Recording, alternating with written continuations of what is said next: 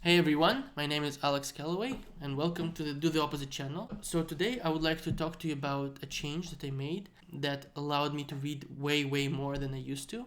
In the past, on average, I would read about 3 or 5 books in a year, and it was very difficult for me to squeeze in this reading time throughout the day. It seems like there's never a time where I can just sit down and read a book anymore. There's always commitments, there's work, there's hobbies, there's friendships, and various events to go to. And it's been like that for a while for me until I found audiobooks. I think audiobooks is the solution for many people that want to start reading more but have various commitments like I did. Using audiobooks in the year of 2019, I was able to read about 33 books.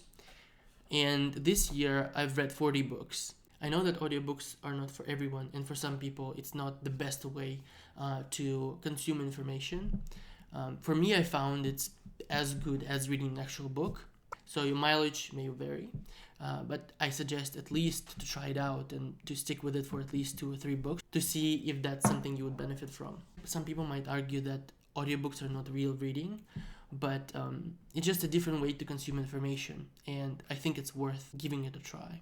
Here are some tips I found helpful that will assist you in cultivating this new habit. My first tip is to start using the time that you didn't know you had, the time in between.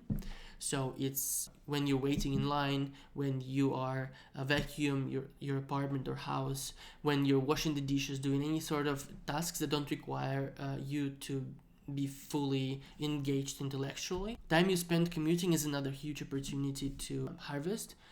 I know in 2020 and maybe early 2021, a lot of us are still going to be stuck at home working, but maybe after that, you can start using the commuting time as well. For me personally, I cover the most ground in terms of reading when I'm vacuuming or washing the dishes, and commuting used to be a big one for me when I was still commuting, so pre-2020. All the time that you usually think of as negative or not productive time can be used to read more. I would say this is the most important takeaway from this video, and if you just take one thing out of it, that should be this.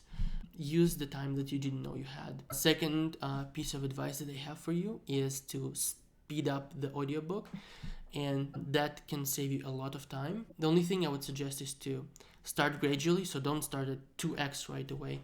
Get comfortable with 1.2 or 1.3x before you go into higher speeds.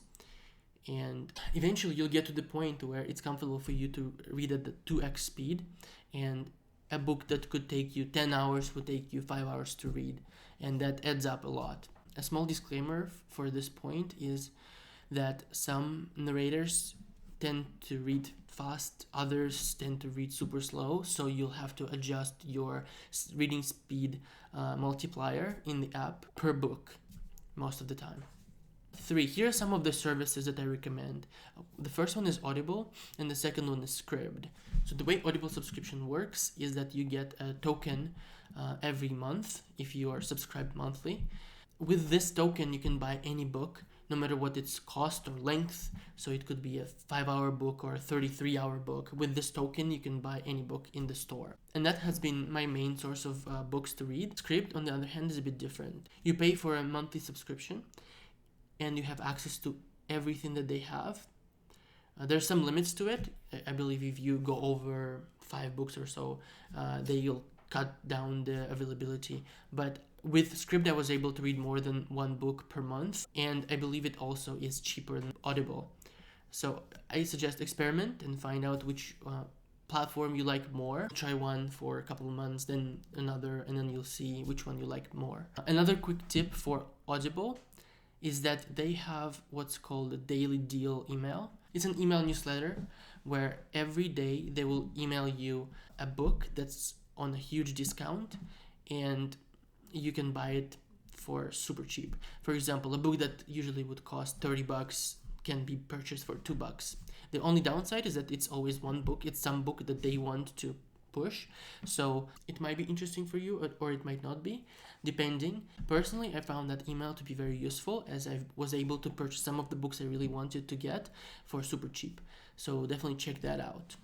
So that's it, a pretty short video to help you start reading more. This approach has definitely helped me a lot, and I'm looking forward to reading even more books in 2021. My goal would be around 40 books, but hopefully I can beat that. If you have any other tips on how to read more that you would like to share with the audience, comment below. If you like this video, give it a thumbs up. If you want to see more, subscribe to this channel. Thank you. Bye.